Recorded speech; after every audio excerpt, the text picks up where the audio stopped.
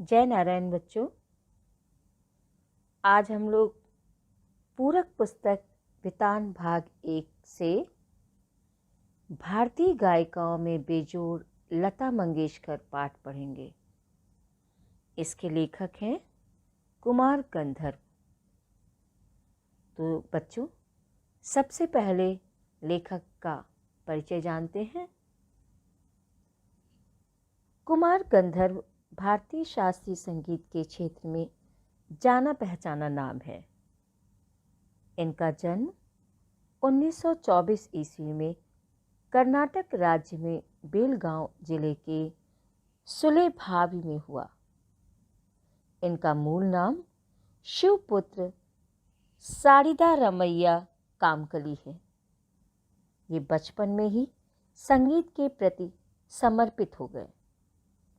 मात्र 10 वर्ष की उम्र में इन्होंने गायकी की पहली मंचीय प्रस्तुति की। इनके संगीत की मुख्य विशेषता मालवा लोक धुनों और हिंदुस्तानी शास्त्रीय संगीत का सुंदर सामंजस्य है, जिसका अद्भुत नमूना कबीर के पदों का उनके द्वारा गायन है। इन्होंने लोगों में रचे बसे लुप्तप्राय पदों का संग्रह कर और उन्हें स्वरों में बांधकर इन्हें अंतर्राष्ट्रीय पहचान दी। इनकी संगीत साधना को देखते हुए इन्हें कालिदास सम्मान और पद्म विभूषण सहित बहुत से सम्मानों से अलंकृत किया गया। इनका देहावसान 1922 ईस्वी में हुआ। बच्चों, लेखक कुमार गंधर्व का संक्षिप्त परिचय जानने के बाद पाठ की रूपरेखा को समझते हैं।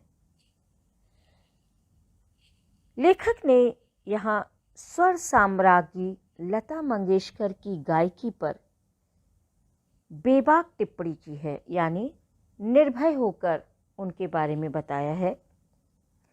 लता मंगेशकर के गानपन के बहाने लेखक ने शास्त्रीय संगीत और चित्रपट संगीत अर्थात फिल्मी संगीत के संबंधों पर भी अपना मत प्रकट किया है। संगीत जिंदगी को लय देता है, ताजगी देता है, हर मोड़ पर आने वाले उतार चढ़ाव से जूझने की ताकत देता है और मन को उत्सुक करता है। संगीत की दुनिया में लता मंगेशकर एक ऐसा नाम है, एक ऐसा सुर है जिसने एक महान शास्त्रीय गायक को कलम उठाने पर विवश कर दिया। मूल हिंदी में लिखी गई यह रचना भाषा की सांगीतिक धरोहर है। यह एक ऐसी परख है जो ना शास्त्रीय है और न सुगम, बस एक संगीत है, गानपन की पहचान है। बच्चों, पाठ की रूपरेखा को समझने के उपरांत पाठ के सार को मुख्य बिंदुओं के अनुसार समझेंगे। लता एक विलक्षण गायिका। लेखक बताता है कि बरसों पहले वो बीमार था। तब एक दिन उसे रेडियो पर एक अद्वितीय स्वर सुनाई दिया। यह स्वर उसके अंतर्मन को छू गया। गाना समाप्त होने पर गायिका का नाम लता मंगेशकर बताया गया। नाम सुनकर वह हैरान रह गया। लेखक को प्रसिद्ध गायक दीनानाथ मंगेशकर की अजब गायकी का दूसरा रूप उनकी बेटी की कोमल आवाज में सुनने को मिला। यह शायद बरसात फिल्म से पहले का गाना था।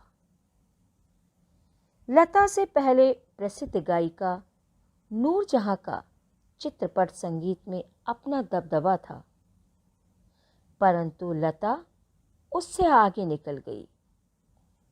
कला के क्षेत्र में ऐसे चमत्कार बहुत ही कम होते हैं। जैसे प्रसिद्ध सितार वादक विलायत खां अपने सितार वादक पिता की तुलना में बहुत आगे निकल गए थे। लेखक का मानना है कि लता के बराबर की गायकी कोई नहीं कर सकता, उनके बराबर कोई गायिका हो ही नहीं सकती। लता ने चित्रपट संगीत को अत्यधिक लोकप्रिय बनाया। आज बच्चों के गाने का स्वर बदल गया है। यह सब लता के कारण संभव हुआ है। चित्रपट संगीत के विविध प्रकारों को आम आदमी समझने लगा है तथा गुनगुनाने लगा है। लता ने नई पीढ़ी के संगीत को संस्कारित किया है तथा आम आदमी में संगीत विषयक अभिरुचि पैदा करने में योगदान दिया है। लता के स्वर में गानपन। शास्त्रीय गान और लता के गान में से लोग लता के गान को ही अधिक पसंद करते हैं। इसका कारण लता का गानपन, उनका सुरीलापन एवं मस्त करने वाला स्वर है। श्रोता को रागों से नहीं, सुमधुर गानपन से मतलब होता है। यह गानपन लता के स्वर में 100% है। यही लता की लोकप्रियता का मुख्य मर्म भी है।